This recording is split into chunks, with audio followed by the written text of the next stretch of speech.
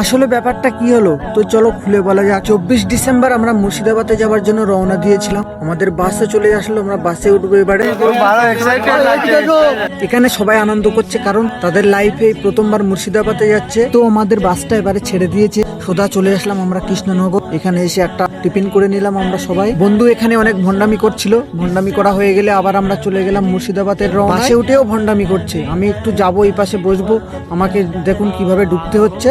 তো আমরা ফাইনালি মুর্শিদাবাদ বেলডাঙ্গায় পৌঁছে গেলাম বাবরি মসজিদ দেখার জন্য। মাঠের ভিতরে পুরো অন্ধকার হয়ে রয়েছে, আমরা বাবরি মসজিদটা খুঁজেই পাচ্ছিলাম না কোনো মতে। তো যেখানে বাবরি মসজিদটা হবে আমরা সেখানে চলে আসলাম। একদম দেখতে পাচ্ছ চারিদিকে শুধু ইটির পাহাড়। তারপরে বাসে উঠে আমরা চলে আসলাম হাজারদুয়ারি। আমাদের অনেক খিদে লেগেছিল, তাই এখানে এসে কিছু টিফিন করে নিলাম সবাই মিলে। তারপরে সবার একটা একটা করে কাজ দিল। আমার প্রচন্ড ঠান্ডা লাগছিল, তাই আমাকে দেখে দেখে এই কাজটাই দিল, অনেক কষ্ট করে করলাম। আমরা একটা পাহাড়ে উঠেছিলাম, এই পাহাড়ে কি কি হয়েছিল পার্ট 2 দেখার জন্য ফলো করে রাখো।